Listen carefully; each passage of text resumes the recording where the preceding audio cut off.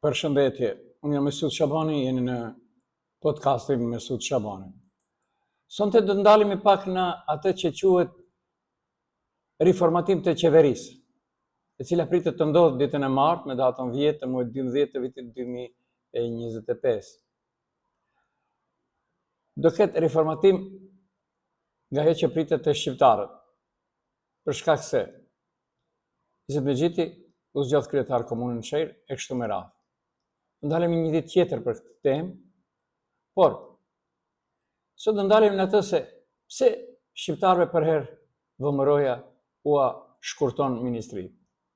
Dhe çudia më e madhe është kur del Vlen sot dhe e lavdëron ministrin e ekonomisë Besar Durmishën, i cili vjen nga radhët e Besës.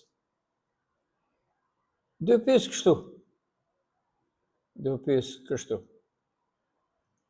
Dalëm anësh implikacionin politik. Dini ju ndonjë gjë që ai solli një investim në maqinë perëndimore dhe i shkullën flokët e tovarët? Jo. Pra, javën që vjen, me siguri të martën me datë 10 në mbledhjen e rregullt qeveritare, duhet të mbrohen ministrat e ri nga radhët e koalicionit Vlen. Të toftin çdo dajrëxhit se lavdron dajrën e vet. Kështu edhe Besa në kuadër të Vlenit të lavdron punën e ministrit të ekonomisë Besar Durmishë. Bërja një ministrie të re për energjetik e miniera, pra sektori i energjisë minierave që më parë ishte në Ministrinë e Ekonomisë, ju nda. E di këtë Vleni, ju mor pra një sektor. Sektori tjetër ishte i tregtisë së jashtme. U nda dhe u bashkua në Ministrinë e Punëve të Jashtme. Pra, krijimi i Ministrisë së Punëve të Jashtme dhe tregtisë së jashtme. Kjo askund në botë nuk ka ndodhur. Sektori i turizmit ju largua. Ju bashkua Ministrisë së Kulturës, Turizmit, pra krijimi i Ministrisë Kulturës dhe Turizmit. Dhe pra askund nuk ka ndodhur. Edhe sektori i punës, labor, ju bashkua, pra Ministria u transformua në Ministrinë e Ekonomisë dhe Punës, që tregon se disa kompetenca u mblodhen, disa u nda. Por ne nuk dimë edhe shumë çka tjetër, në sa deg tjera ju hoqën sa Ministri të Ekonomisë. Pra, e lanë lakuriq. Sepse unë them deg mund të interpretohen në mënyra të ndryshme. Departamente brenda ministrisë, sektor, funksione, rrjedhimisht nuk ka një matje standarde të publikuar. Dokumentet dhe raportet publike flasin për sektore apo fusha kompetencash, jo për deg administrative me numër. Pra, gjithë ditën mund të lavdëroj Vlen. Rritja ekonomike tregon efektet e punës së ministrit Besar Durmishi, që nuk është se nuk është, të jep edhe enti statistikor republikan. Por, rritja prej 3.8% e bruto prodhimit vendor në 3 muajin e 8 u publikua nga enti shtetëror i statistikës, është tregues i rëndësishëm se ekonomia e vendit është duke konsoliduar dhe po lëviz në drejtimin e duhur. Gjë që unë e përshëndes. Mirë po. Një rritje 3 muajore GDP 3.8, e gjithë se pozitive, është vetëm një moment. Nuk tregon domosdoshmërisht konsolidim afatgjatë. Ekonomia mund të lëhatet dhe rritje 3 muajore nuk garantojnë stabilitet vjetor apo qëndrim të përmirësuar për njerëzit. Rritja e GDP-s nuk do të thonë automatikisht që të gjithë politikave kanë efekt. Nuk dim se është ndikuar nga investimet reale, sa nga konsumi brendshëm, sa nga importi, sa nga borxhet, sa nga faktorët e jashtëm. Një tjetër pikë, sipas të dhënave, importet dhe eksportet mund të ndikojnë negativisht në neto kontributet e eksportit në GDP. Pra, zhvillimi nuk është thjesht eksport plus prodhim vendor. Ku mbet inflacioni? Ku mbeten çmimet? Një tabëll vëvez është bërë, sa nuk është bërë. Pra, inflacioni dhe çmimet, sidomos për ushqim. Mos flasim më për akumulimin e faturave të energjisë elektrike. Çfarë nuk kanë vënë aty? Shërbime, edhe nëse GDP rritet, përdoruesit mund të ndajnë pak ndryshim ose edhe keq, nëse paka reale nuk ndjek çmimet. Sinjale që tregojnë se nuk është shërimtar total, inflacioni dhe rreziku i çmimeve. Edhe pse inflacioni është ulur në krahasim me periudha më të vështira, ka paralajmërime se për shkak të rritjes së pagave dhe kredive mund të ketë presion në çmimesh. Dhe po ndodhin. Pastaj paga reale kundrejt produktivitetit. Bazuar në analizat e institucioneve ndërkombëtare, paga u rrit, por produktiviteti në disa sektorë mbetet i dobët. Rritja e pagës vetëm përmes ndërhyrjeve, politika administrate nuk është e qëndrueshme dhe afatgjatë. Ka dobësinë e tregtinë jashtme, ka deficit fiskal, borxh publik. Eksportet dhe tregtia jashtme për momentin nuk japin kontribut pozitiv, ndërkohë deficiti buxhetor dhe borxhi publik mbeten shqetësim. Ndërsa përfshirja reale në punë dhe informalitet, statistikat zyrtare tregojnë ulje të papunësisë, por dihet se në vend ka ekonomi informale.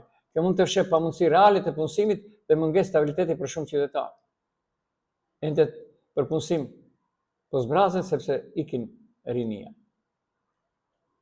Rritja afatshkurtër pa garanci për qëndrueshmëri afatgjatë. Një tremëjor i mirë apo rritje pagësh nuk do thotë që probleme strukturore si punësimi i paplot, varfëria, emigrimi, pabarazit e sektor me produktivitet ulët janë zgjidhur. Çfarë duhet monitoruar për të verifikuar nëse konsolidimi është real dhe i përhershëm? Nëse do të vlerësonim seriozisht nëse ekonomia është në rrugë të duhur, ja disa tregues që duhet ndjekur me kohë. Sita strukturore, emigrimi, demografia, arsimi, sektori informal. Nëse nuk adresohen, rritja mund të mbetet kozmetik. Inflacion dhe paga reale. Si lëvizin pagat në raport me rritjen e çmimeve, nëse paga reale rritet, forca vlerëse përfaqëson fitim real për shumicën. Punësimi formal dhe informal, sa nga punësimet janë me kontrata, me përfitime dhe siguri, dhe sa në sektorin informal. Rritja e investimeve dhe produktiviteti, jo vetëm shtetërore, por investime private, prodhim eksport sektor me vlerë të lartë. Tregti i jashtme, eksport si po ecën balans tregtare eksportet, sidomos për sektorët më konkurrues importet. Pastaj barazia sociale, shpërndarje të ardhurave. Nëse rritja ekonomike ndikon realisht në uljet e varfërisë, më shumë standard për më shumë njerëz, jo vetëm për një elitë.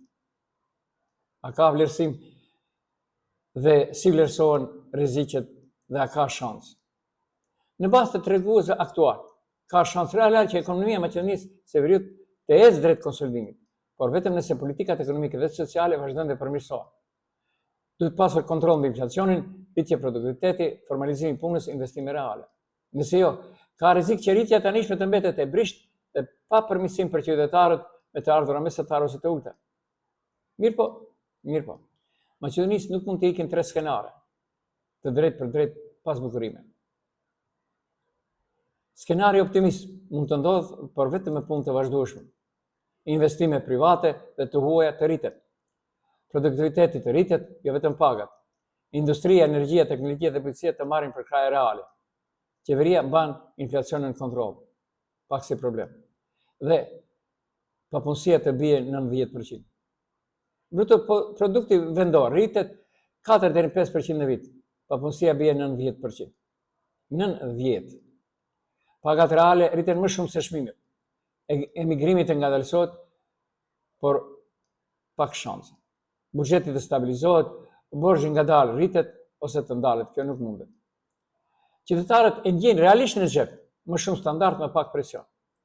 Kujt i ngjan kjo? Pra, optimiste, performancë ngjashme me Kroacinë para hyrjes në BE. Ndërsa ka dhe skenar realist më i mundshëm sot. Kjo është rruga më e mundshme nëse gjërat vazhdojnë njësoj. Këtë rritje ekonomike 3 deri në 3.5% çdo vit, të jetë inflacioni i ulët, por çmimet e ushqimit dhe energjisë këtë nuk e mundsojnë se luhate. Papunësia zbret pak, por stagnon rreth 10 deri në 11%. Pagat të rriten, por jo aq shpejt sa çmimet e banesave, qirave dhe shpenzime familjare. Emigrimi vazhdon njësoj. Deficiti buxhetor nuk përkeqësohet shumë, por as nuk përmirësohet. Ekonomia nuk bie, por nuk transformohet. Standardi rritet pak, por jo aq sa qytetarët të ndjehen të lehtësuar. Gjendja mbetet stabile, por me tension. Kujt i ngjan? Shumë vendeve të Ballkanit, pak rritje, pak përparim, por jo ndryshim i madh. Pra, mirëpo ekziston edhe skenari pesimist. Kuptohet nëse bëhen gabime serioze. Çfarë provokon këtë skenar pesimist? Rritja artificiale e pagave, pa rritje produktiviteti, rritja shpenzimeve të shtetit më shumë se sa mund të përballojë buxheti, kredit shtrenjësohen dhe bizneset goditen, investimet e huaja ikin dhe bien, eksportet ngecin ose bien. Atëherë si mund të përfundojë Maqedonia? Rritja ekonomike bie në 1 deri në 2%, inflacioni ngjall dhe pagat reale bien, papunësia rritet, borxhi publik ngjitet rrezikshëm, emigrimi rritet fort, standardi i jetesës fatkeqësisht. Kujt i ngjan? I ngjan Maqedonisë së viteve 2016-2017 ose Bosnjës në periudhat e stagnimit. Pra, Maqedonia sot është me skenaret realist dhe optimist, por ende shumë lart të qenit ekonomi e fortë dhe qëndrueshme.